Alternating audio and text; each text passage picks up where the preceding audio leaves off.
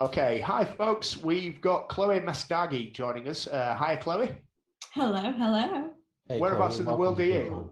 I'm in San Francisco. Wow, awesome. I wish I was. But enough about me. If you would be so kind, Chloé, could you please introduce yourself and let us know who you are Sure, and what you do? sure. So my name is Chloé Messdaghi. I'm the VP of Strategy at Point Three Security, also co-founder of WOSEC. I believe you've heard from Melissa Miller. She's also on the team, and you're Yep, going to be hearing Tanya Jenka soon. She's one of the co-founders. we are. Um, Also the founder of Women Hackers as well. Excellent. So can you give us a little bit of a flavour of the work that you're involved in, the kind of stuff that fills your time? Sure. So I guess a lot of the talks I do have a lot to do with cognitive science. So, like, basically, what parts of our brains are stimulated. So, I tend to do a lot of that type of work when it comes to gamification, and how to like develop your red team, blue team, and purple teams. Other than that, what I tend to do is also try to increase the number of women in bug bounty. I Cool. used to work for a bug crowd, and I realized that, like, oh, there's probably less than 1% of women that participate in bug bounty. So I've been trying to get more women in it. Also pushing out for safe harbor as well. And other than that, that's pretty much it, I would say. And just running Women Hackers, our online community. All right, that sounds really good. It sounds absolutely fantastic, actually. Can you share with us the experiences you're having around women in infosec and maybe Sure. some of the challenges and really and more importantly some of the successes that you're finding with it? It's certainly Sure. a really important thing. Yeah. So a couple of years ago, there was a moment where I almost left InfoSec, and it was because I was dealing with discrimination, sexual like harassment, of course, but also I was assaulted at one of the conferences, and Shit. so I was like, why should I be here if no one wants to listen to me, no one wants to see me, and they don't want to work on their issues for including me?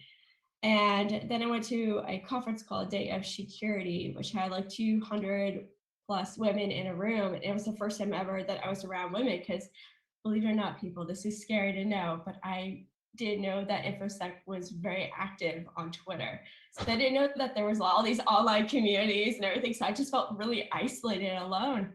And so basically, I went to this conference, and when I left, I suddenly realized I don't want to give up yet. Good. So I think right when I got home, I could not sleep. Instead, what I did is I came up with a list of things of what I want to change within the next year or two.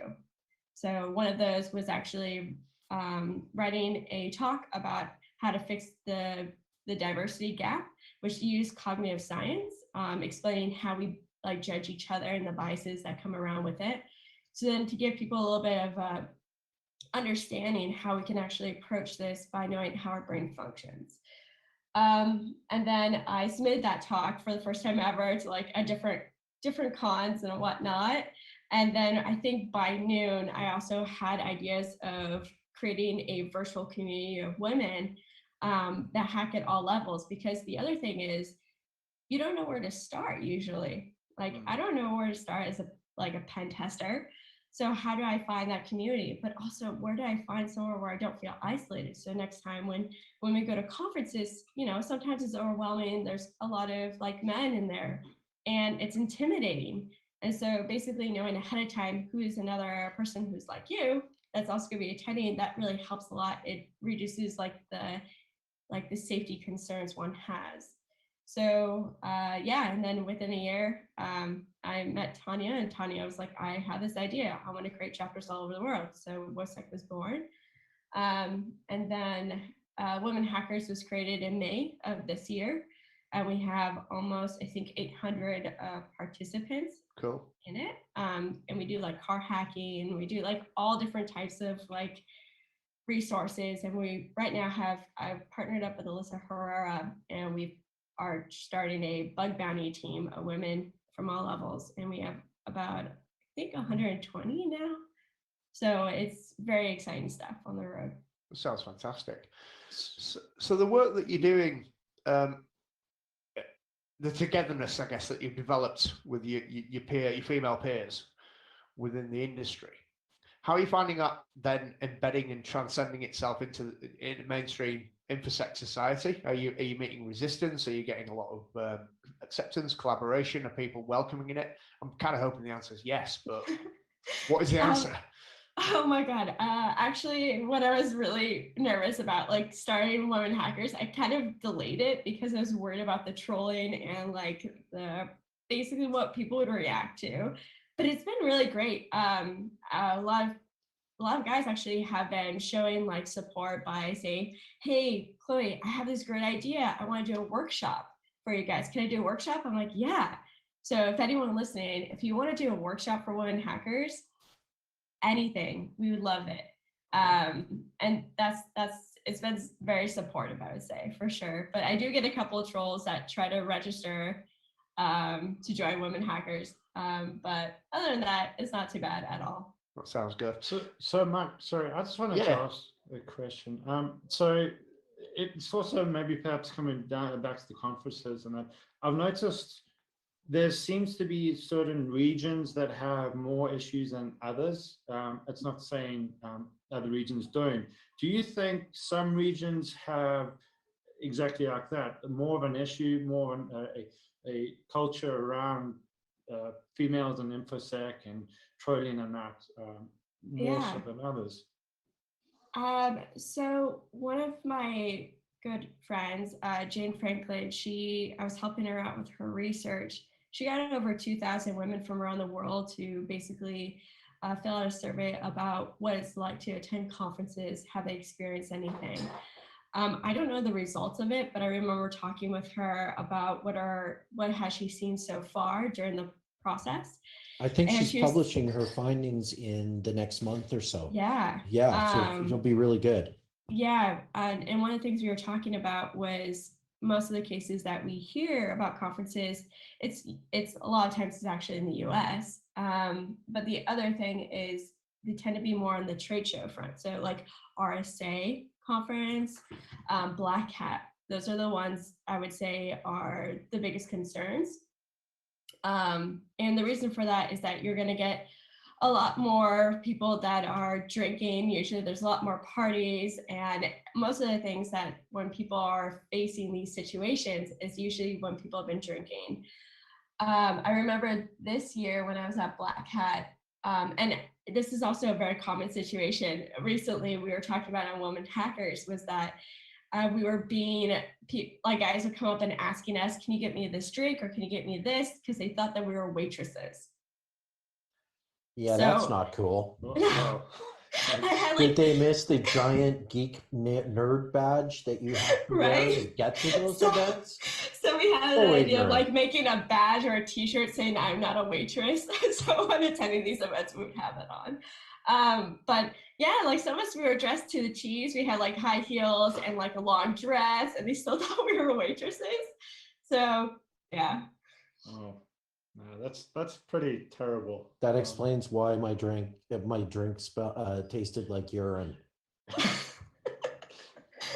And so one other thing I've always seen around women in infosecurity, and that I've seen a lot of advocating to get more women involved, and I'm fully on board with that. But are we sometimes not overlooking some of the root causes? So by this, I mean, if you go to a ComSci course, by and large, the vast majority of people in there are white males. So perhaps should we not be looking at a bit lower down, like at the school level? Yeah, that's a great question. I think that we should start as early as possible. I mean, the cool thing is that recently the Girl Scouts, they now have a cybersecurity badge, which is really cute. Oh, wow. And that's a step forward, but there's a lot of organizations, especially in the Bay Area, and I'm assuming also in London and other places, where they try to recruit kids into like wanting to learn about cybersecurity. And I've done some partnerships with some of the organizations to try to get kids to know about hacking is something that they could do. And that's the issue. I feel like there's not enough of that around them. I feel like if they knew like, oh, wait, hacking could be a career. Wait, what? this is fantastic. I want to get into this because it feels so amazing and empowering when you can break something or find something. And so I think starting at a young age is really important, but also it's important for us to look at the system right now. So the situation, like you were mentioning earlier, is that majority of the time it's white males in a room. Yeah. And we need to change that. And by changing that, we also need to, share a little bit about awareness. And even when we do awareness, it needs to be applied. There are some good number of influencers out there that are males in InfoSec, and they say they support women, but I've also heard cases of them doing, sexually assaulting them, to harassment, to discrimination. And so I feel like we need to really look at ourselves and see what are we doing that is feeding this problem. Yeah. And how can we fix it ourselves? I couldn't agree more. And Sean's point's really, really valid, I think, because it's something that I've been thinking about a lot in the last year, about the issue, or the notion, I guess, that we seem to be attempting to tackle the symptom rather than the cause. Right. And I think that's kind of where Sean was going with that point. Yeah, and it is right. It's right that we get in really early doors in children's development, and in terms of getting them to understand what they're going to try and enjoy in their future, and have those conversations with them and develop them that way. But it's equally important not to just say, well, when women are adults, it's too late now and they're out of reach. And I think we can't look at it that way. It's a holistic thing that we've got to do. Yeah, I mean, I still get comments that like women should be in the kitchen, they should stop complaining, that there are cases of being attacked at a conference is they just want attention, they're being dramatic. These are very common responses usually to hear. I've actually had guys DM me, believe it or not, saying you should be more focused on getting married and having kids. Wow. Yeah, that just seems so ridiculous in this day and age. It seems so 19th century. Right? It's just unbelievable, and so not indicative of the community or the profession that I want to be associated with. Yeah, agreed. But the good news is you don't get too many of those. Most of the people I've met, they've been very supportive, and they always ask, like, how can I help? How can I help the cause? And that is fantastic to hear. And I love that. Awesome. Yeah, that's absolutely brilliant. So Chloé, you're very involved in the causes that you care about, and I think the causes that we all care about, to be honest. And anybody that doesn't care about the causes you care about can get off this conference right now, quite frankly. But what about reach? I mean, Sean alluded to it kind of globally. What's it like? So the question, I guess, really is, what support do you feel you get that's kind of not just the community? So are there any institutions or organizations that you've got a fallback to, or that give you, proactive support, either financially or PR or encouragement? Do you have that, or are you kind of like fighting a battle inside your own network? It's not really fighting a battle in my own network. The thing is like, so before I joined InfoSec, I was in the humanitarian space, and startup and tech kind of field. So a lot of people are not aware of these issues. So I've been posting on LinkedIn because, believe it or not, there's a lot of people on LinkedIn, and that's how you get a message across all industries. One of the things I do see is that a lot of times when it's like we're sharing things on Twitter, we should also be sharing it elsewhere too. And I think more and more people need to be more aware of and take InfoSec a lot more seriously. For example, yesterday I was getting boba, also known as tapioca drinks. Yes, they're delicious. Anyway, and some people, they were paying with their, with their iPhone and whatnot, but they don't even have a PIN number when scanning. And I turned to my friend, like, wait, are you serious? This is still happening? And they're like, yeah, it's so common. I'm like, this is too much. So it's still having those talks with people outside of InfoSec of like, 2FA and what is a password manager, a VPN. So I think the more we get other industries to be more cognizant of it, the more and more funds we can get, and especially get them to stand by our sides when it comes to the causes that we're trying to work forward. Yeah. Especially when it comes to like safe harbor. That's going to be like the thing that I'm going to be really focusing next year on. Well, tell us more about that, Chloe, if you don't mind. It sounds like privacy and GDPR and that kind of stuff, and that's something I'm kind of interested in.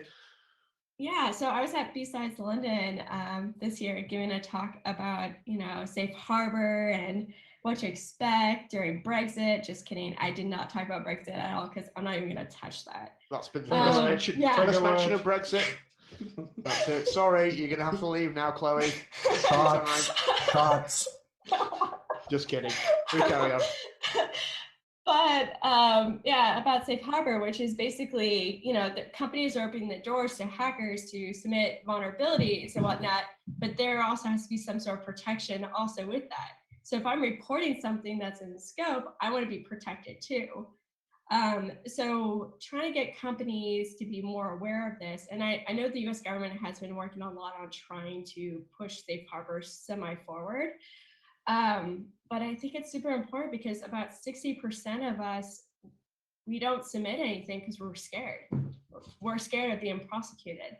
And this was a statistic that Amit El-Azhari found when she was researching about safe harbor. And so I think it's really important for us to start thinking about that perspective for sure. Absolutely. So one of the things I just want to come back to your example of the iPhone, because it kind of reminded me of the scenario. I forgot which thing it was in the White House where he's typing 0000 on his phone. And do you think that it has an impact somewhat? Because I mean, that's a role model for many people. Mm-hmm. Sorry, I'm still recovering that cold a little bit, but this bug killed me this week. But it was Kanye, wasn't it? It was Kanye. It's just been bugging me that it was Kanye doing his voicemail. Yeah. I think it definitely brought attention to like, wait, don't be stupid. Don't do a PIN 000. But it might change them to be like, all right, I'll do 1, 2, 3, 4 now. So, I feel like he had a PIN, Right, exactly. It's like it may not have been the best one and easy to crack, but come on, like But it's leadership by example, right? How many people saw that and then now have their PIN as 6 zeros, right? It's true. And sometimes what I do is I try to, share as much as I can about phishing, for example. And so like I will send emails to like my close friends and family to test them out, to get them like always on top of things, on their toes. And so it's a lot of fun. Test out your family and friends, see the reaction. You'll get some mixed reviews, I guarantee it. Right. Sounds brilliant. All right, so Chloe, we've got a couple of minutes left, and it's been absolutely awesome speaking to you. Thank you. Just you've alluded to it already, but just give us a little bit of a look into the future for you and the stuff that you're doing, and where you'd like to see change, maybe improvements and things like that in the world. Give us a little bit of that insight, please. Okay.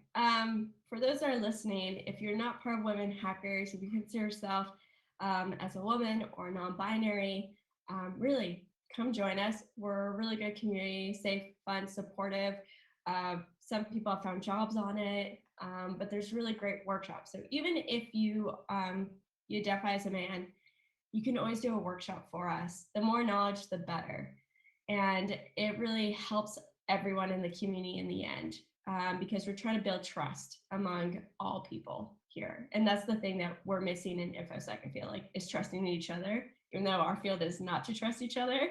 But we should start trusting each other a little bit. Yeah, agree. So it's always open. And if you are any woman out there that around the world, if you're looking for a WOSEC chapter, feel free to reach out to us. We will let you know which one is close by. But if you want to start your own, also contact me and we can get you set up. It doesn't take too much work at all. Other than that, I'm going to be working on later this year or early next year on a survey that's going to be talking a little bit about assaults and sexual harassment and also discrimination. And that's going to be going around. And I hope if you see this link, please share it. It's for everyone to participate. And I'm hoping that research will really help us see a little bit more of an inside view of what's really happening, because a lot of the cases are not reported. So that's the other one. Other than that, I'm going to be at B-Sides SF talking about mental health, hopefully with mental health hackers. And I hope to see people there. We're going to be diving into the brain and what are the best strategies on various different topics. Other than that, if you are interested in going to Bug Bunny and you identify as a woman, reach out to me. You can join anytime. It's all levels. And I would love to have you on board. Awesome. Absolutely awesome. Well, two things. A, we wish you every success. Thank you. And B, if we and the bear farmers and anybody that's been involved in anything we've done over the past nearly 24 hours, if we can help in any way, then please reach out and let us know. Deal. Will do. Thank you guys for having me. It was excellent to be here. And everyone donate EFF and mental health hackers. We need them in the community. We need them so badly. And we need your money. So thank you very much indeed, Chloe. It's been a pleasure. Thank you. Thank you. Bye. Cheers. Cheers.